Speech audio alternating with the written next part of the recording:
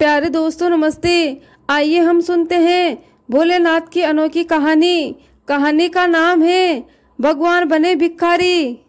तो कहानी को अधूरा सुनकर भोलेनाथ का अपमान ना करे और कहानी को पूरा जरूर सुने। आइए कहानी की शुरुआत करते हैं। गिरधर नाम का एक सुनार था। गिरधर की आदत थी रोजाना सुबह भगवान शिव की पूजा आराधना करके गल्ले पर बैठना। वो भगवान शिव की पूजा तो करता था, लेकिन कभी भी कोई जरूरतमंद और गरीब व्यक्ति की मदद नहीं करता था। ओम नमः शिवाय, ओम नमः शिवाय, ओम नमः शिवाय, ओम नमः शिवाय, ओम नमः शिवाय। उतने में एक भिक्षु आ जाता है। सेठ जी बहुत भूख लगी है, थोड़ा पैसे दे दो, कुछ खा लूंगा। गिरधर बोला, चल हट जा यहाँ से, रोजाना सुबह सुबह दिमाग खराब करने आ जाता है। बस दुकान खोलने की देर है, इन भीख मंगों की लाइन लग जाती है। वो भिखारी वहाँ से खाली हाथ ही लौट गया। उतने में ही गिरधर का दोस्त आ गया। क्या बात है गिरधर, तू इतने गुस्से में क्यों है? अरे क्या करूँ यार, दुकान खोली नहीं और ये भिखारी भीख मांगने आ जाते हैं। ये बाजार में हर समय भिखारी घूमते रहते हैं, बहुत परेशान कर दिया है इन्होंने। उसका दोस्त बोला, चल छोड़ गुस्सा, कोई बात नहीं, अब एक कप चाय पिला यार। हाँ हाँ अभी मंगवाता हूँ। गिरधर अपने दोस्त के लिए चाय मंगवा लेता है। अब भगवान शिव तो भले ही बोले बाले हैं, पर अपने किसी भी भगत को वो गलत रास्ते नहीं जाने देते। कैलाश पर बैठे बैठे वो सारा नजारा देख रहे थे। माता पार्वती बोली, क्या हुआ भोलेनाथ, आप मंद मंद मुस्कुरा रहे हो? देवी पार्वती, वो देखो मेरा भगत गिरधर, वो मेरी पूजा बहुत ही मन से करता है, पर वो ये नहीं जानता मेरी असली पूजा तो गरीब और बेसहारा लोगों की सहायता करने से है, क्योंकि धरती के प्रत्येक प्राणी में मेरा वास है। अभी कुछ देर पहले ही उसने एक जरूरतमंद व्यक्ति को अपने द्वार से खाली हाथ लौटा दिया। ये बात सुनकर माता पार्वती बोली, फिर तो प्रभु आपको अपने भगत को सही रास्ते पर लाना ही होगा। ये बात सुनकर भोलेनाथ बोले, देवी पार्वती मैं गिरधर के द्वार पर अवश्य जाऊंगा। अब वो तो उसे देखना है कि वो मुझे पहचान पाता है या नहीं। भगवान शिव एक भिखारी का वेश बना लेते हैं और गिरधर के पास पहुंचते हैं। गिरधर उस समय ये दुकान पर भगवान शंकर की पूजा ही कर रहा था। गिरधर बोल रहा था, हे महादेव, मैं रोजाना आपकी सच्चे मन से पूजा करता हूँ, हमेशा आपका नाम लेता रहता हूँ, फिर भी आप मुझे दर्शन नहीं देते। प्रभु मेरी इच्छा है कि आप मुझे दर्शन दो, मैं आपके दर्शन पाना चाहता हूँ प्रभु। ओम नमः शिवाय, ओम नमः शिवाय, ओम नमः शिवाय। उतने में भोलेनाथ जी भिखारी के रूप में बोला, बेटा आज सुबह से कुछ भी नहीं खाया है, थोड़ी मदद कर दो तो मैं कुछ खा लूंगा।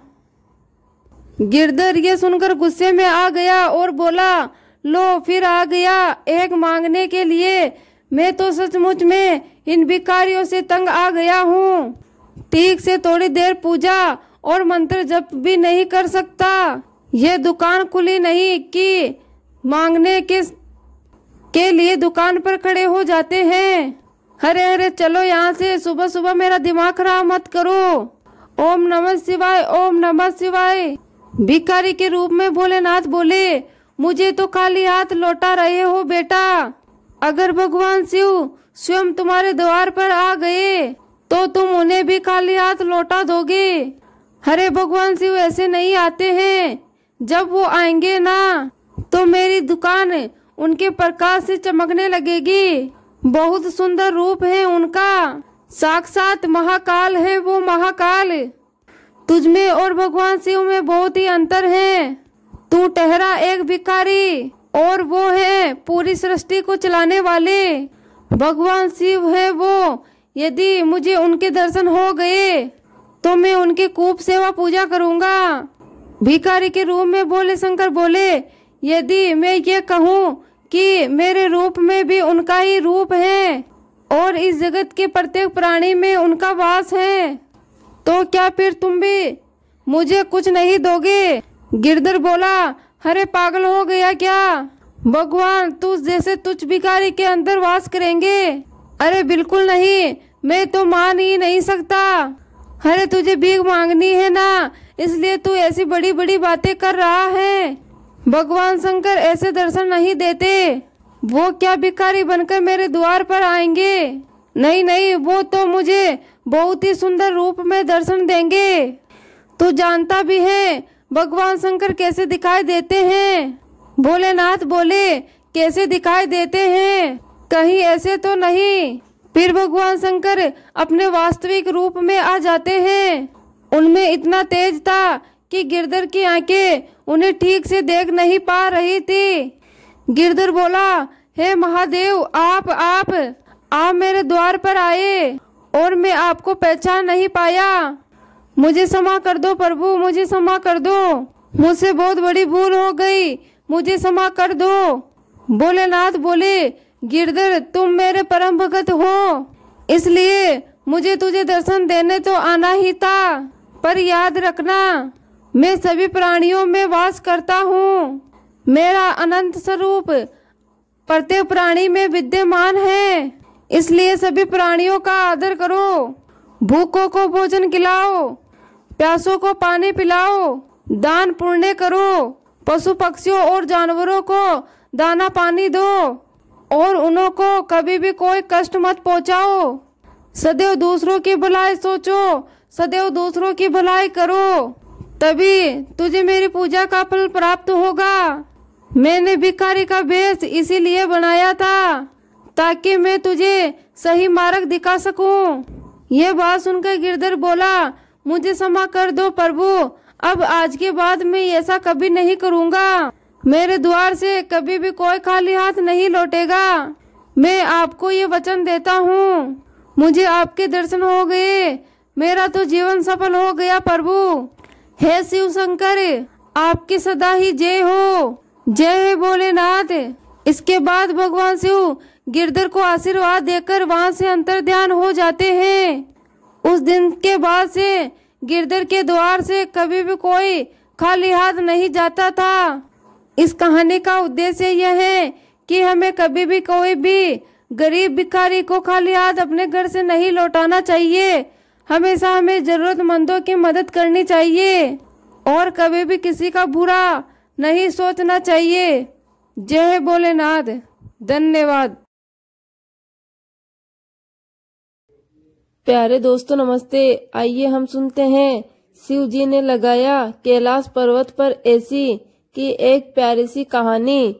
कहानी अच्छी लगे तो कहानी को लाइक, शेयर, कमेंट और अपने YouTube चैनल को सब्सक्राइब जरूर करें।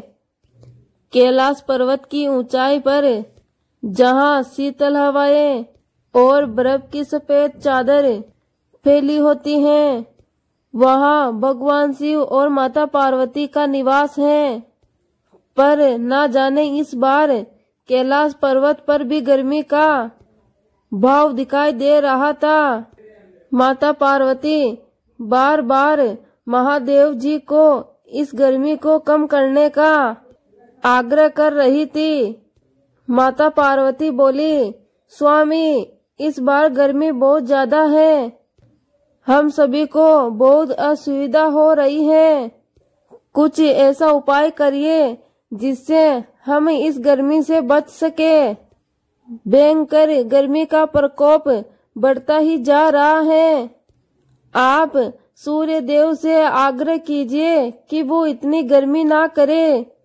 महादेव ये बात सुनकर बोले, देवी पार्वती, सूर्य देव अपने नियम के अनुसार कार्य करते हैं, हम उनके कार्य में बाधा उत्पन्न नहीं कर सकते।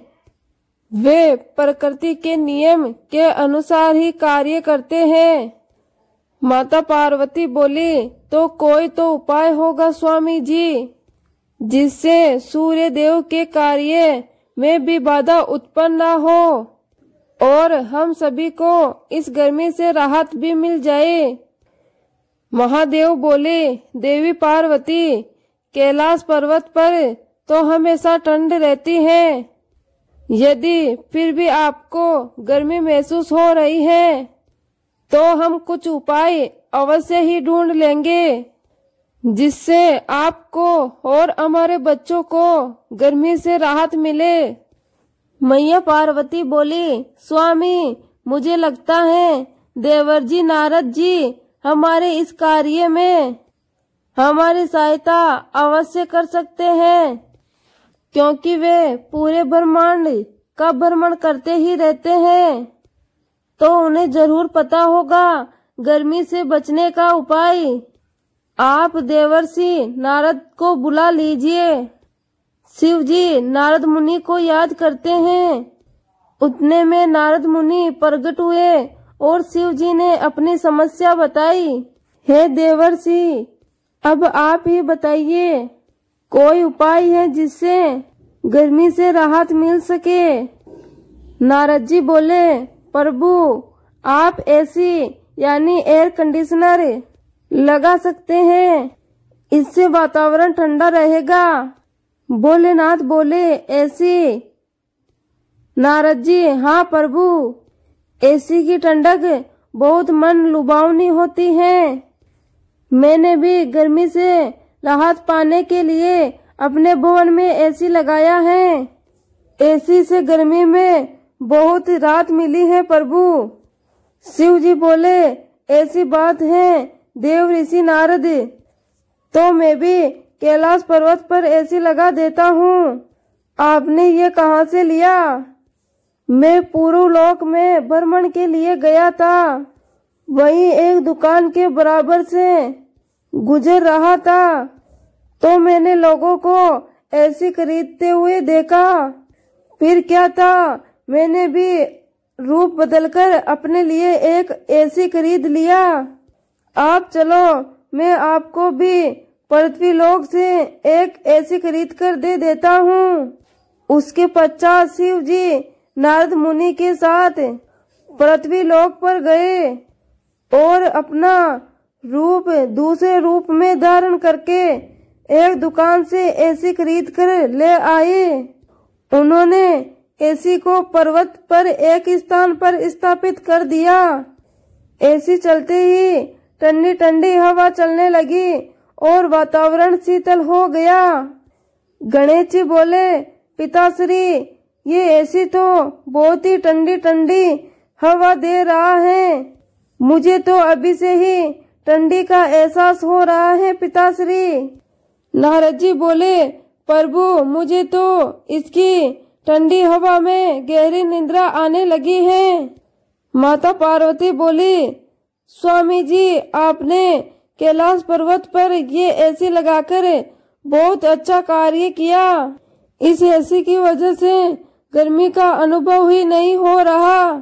भोलेनाथ बोले, चलो, तुम सबकी गर्मी की परेशानी दूर हो गई।